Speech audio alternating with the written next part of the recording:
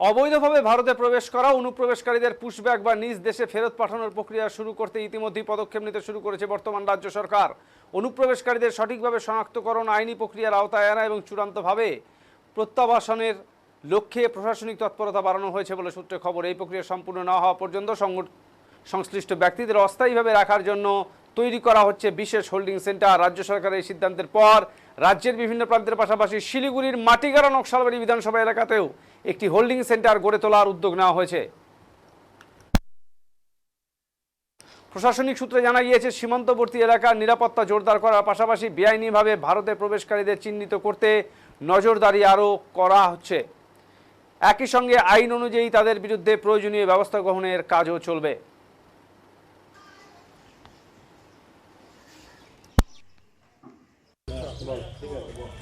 দাদা, এই বিভিন্ন জেলাতে হোল্ডিং সেন্টার তৈরি করা হয়, শিলিগুড়ি মাটিগাড়াতেও তৈরি করা হয়েছে, সেটা নিয়ে একটু বলুন।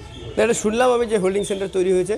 দেখুন, যেভাবে বাংলাদেশ থেকে পাকিস্তান থেকে বিভিন্ন সময়তে অনুপ্রবেশকারীরা আমাদের দেশে এসছে এবং তারা আমাদের দেশের বিভিন্ন সময়তে এই বিভিন্ন অনৈতিক কার্যকলাপের সাথে তারা যুক্ত এবং আমাদের দেশের যে জনবিন্যাস সেটাতেও তারা বিঘ্নিত ঘটাচ্ছে। তো স্বাভাবিকভাবে কেন্দ্র সরকার এর আগেই কড়া পদক্ষেপ গ্রহণ করেছিল এবং রাজ্য সরকার যেহেতু আমাদের বিজেপি হয়েছে, আমাদের রাজ্য সরকারও সেই কেন্দ্রের দেখানো নীতিতেই বিশ্বাসী এবং আমরা চাই যে যারা যারা অনুপ্রবেশকারী এসছে, বিশেষত আমাদের এই এলাকাতে বাংলাদেশ পাকিস্তানের যে সমস্ত রোহিঙ্গা বা মুসলমান এরকম অনুপ্রবেশকারী রয়েছেন, তো তাদেরকে চিহ্নিতকরণ করা হচ্ছে, তার জন্য হোল্ডিং সেন্টার করা হয়েছে এবং তাদেরকে চিহ্নিতকরণ করে পরবর্তীতে যা পদক্ষেপ প্রশাসনের পক্ষ থেকে নেওয়া সেটা তারা করবে।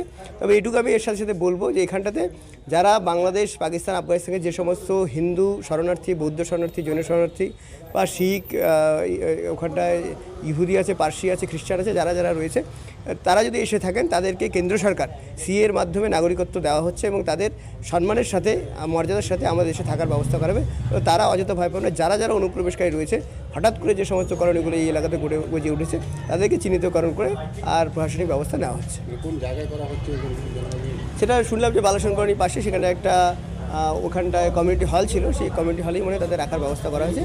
জেলা প্রশাসন আরও ভালো বলতে আরও বিষয়টা, কিন্তু যেখানেই করা হোক না কেন আমাদের সরকারের যেটা উদ্দেশ্য সেই উদ্দেশ্যটা কিন্তু ঠিকঠাক থাকে। কারণ এই শিলিগুড়িতে চিকেন নেক্স এলাকা রয়েছে, একটা খুব এখানটায় সংবেদনশীল এলাকা রয়েছে। তো স্বাভাবিকভাবে এই এলাকাতে যাতে অনুপ্রবেশকারী অস্থিরতা না তৈরি করতে পারে সেজন্য এই পদক্ষেপটা এর আগেই করা জরুরি ছিল।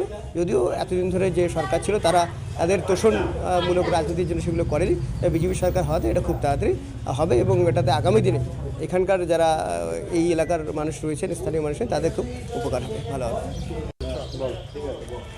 দাদা, এই বিভিন্ন জেলাতে হোল্ডিং সেন্টার তৈরি করা হয়, শিলিগুড়ি মাটিগাড়াতেও তৈরি করা হয়েছে, সেটা নিয়ে একটু বলুন।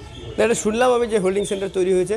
দেখুন, যেভাবে বাংলাদেশ থেকে পাকিস্তান থেকে বিভিন্ন সময়তে অনুপ্রবেশকারীরা আমাদের দেশে এসছে এবং তারা আমাদের দেশের বিভিন্ন সময়তে এই বিভিন্ন অনৈতিক কার্যকলাপের সাথে তারা যুক্ত এবং আমাদের